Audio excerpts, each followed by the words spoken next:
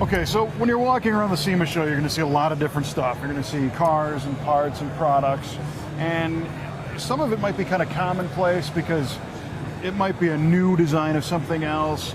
And then there are things that you just don't see every day. And what I'm talking about now is a land speed record-setting car. And this is Terry Nish with Nish Motorsports, and here in the Royal Purple Synthetic Oil booth, we have the Nish Streamliner. And there's some news associated with this car right now. Why don't you tell me about it? What's the latest? Well, the latest is 2 weeks ago we made a FIA world record attempt, and we fell short, but we'll get there sooner or later. We broke a piston running about 340 miles an hour, and definitely wasn't a lubrication problem. It was a part failure. Sure.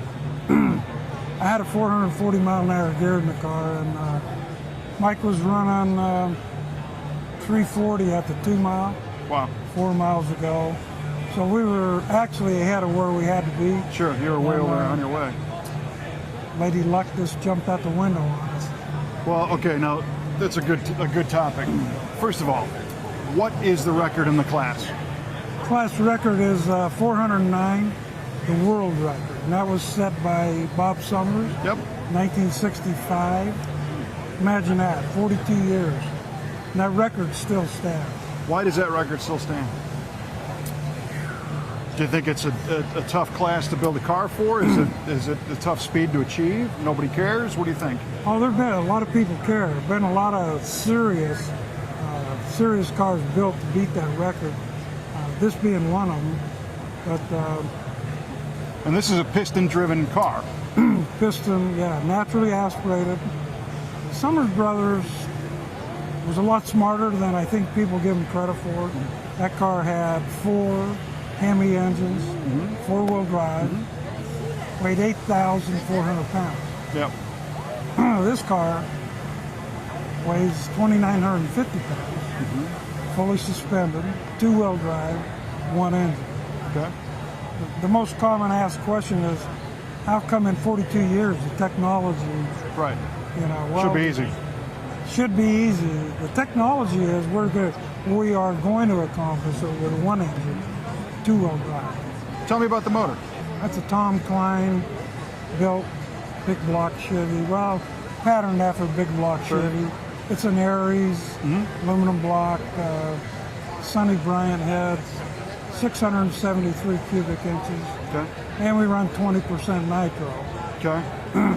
Since the last engine failure, me and Tommy's been thinking about engines, and next year this engine will be 804 inches. Wow. And no nitro. Okay. We're going to up the Little cubic safer. inches. We've decided the nitro is really our enemy out there, creating so much cylinder pressure. And Well, because you got to be on the throttle for a long time. 6 miles to the lights Yeah. is a long time. And the nitro really is beating things up inside. Drag racing, they run those cars 4.5, 5 seconds. Right. We run them to town and back. So we're rethinking our engine program. That's interesting. Yeah, and we're going to go with big cubic inches, no nitro. So the motor will be a little happier for a longer period of time. What kind of power did this thing make? The way we had it set up on 20%, we're making 2,200 horsepower. That's asking a lot. Yeah, especially hammer down to town and back. Wow, naturally aspirated, 2,200 horsepower, 673. 73. Good God. And a 2,900 pound car? 2,900 pound car. Man, you guys are insane. Well, okay, so... Fun being crazy. The thing that's so intriguing about this stuff is you're kind of on your own. I mean, Oh yeah. you certainly can't buy any parts, going to make everything. It's not like there's a whole field of similar cars where you can rely on other people's resources. I mean, what keeps you going? Pardon me, that is the unique thing about land speed racing. Yeah. If you can dream it up and design it and build it, and it's one of a kind, and that's really the satisfaction, is knowing that it's your design, you build it, at the end of the day, there's no big paycheck either. Well, that's just it. It's all passion. Yeah, it's and we're very fortunate over the years. We've been able to round up some sponsorship. Royal Purple has just been magic people for us. And they've been with us going on 12 years. Wow. And wow. yeah. And if they didn't sponsor us, I'd buy the Royal anyway. It's that good. Yeah. But I'm not trying to do a commercial, but land speed racing is very difficult to bring a sponsor in because, number one, there's very little return. Yeah. Media-wise. Small audience, limited exposure, right. So it's something we do. We would make it with or without the sponsors, but the sponsors we have make it a little easier. Sure. And now, has Royal Purple been able to help with lubrication solutions for this thing? Have you come to them with special needs or anything? Or you know, we haven't had to. We use their Nitro 70 oil in the small blocks. We use this is a regular racing 2050. Interesting. This engine, because of the extreme load we're putting on it, we use the Nitro 70, and it's worked. They haven't had to develop anything for us. They've already done the R&D and. Well, and that's one of the reasons why they're with you. I mean, if they can prove that their stuff right off the shelf and out of the bottle is good in such a brutal situation like this, they're making a decent product.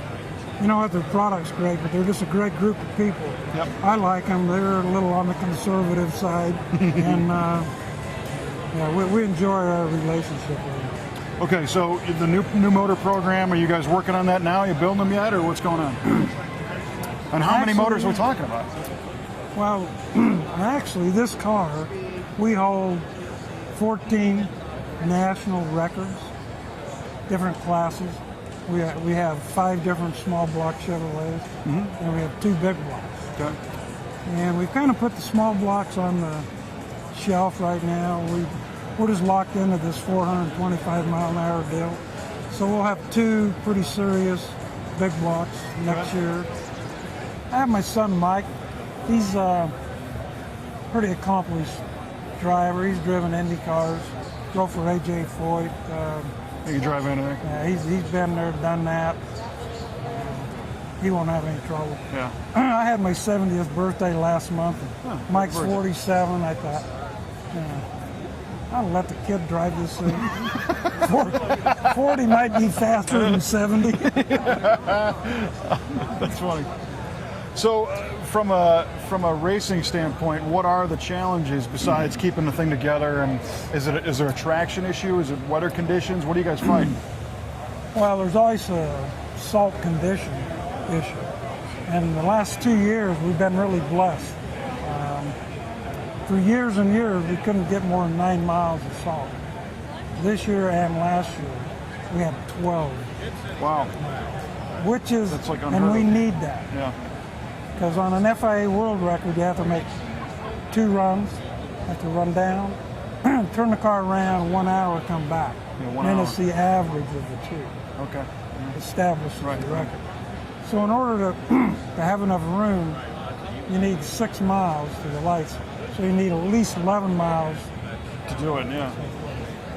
And the salt conditions have improved, and we don't know why, but we love Mother Nature when she does that for us. Sure. Al Gore did that for you. Yeah, right. Must have been Nobel Peace some Prize politician. winner. Yeah, right. So it sounds like if the trend continues, you might have good salt again next year, hopefully, and now the motor, and you should be. Sounds like you could do it. Oh, I'm confident the car will run 425, and if the salt conditions stay like they have been, we'll be there. My problem is I was on the Bonneville Salt Flats in 1965. You know what it was. When the Summers brothers set that record. Yeah.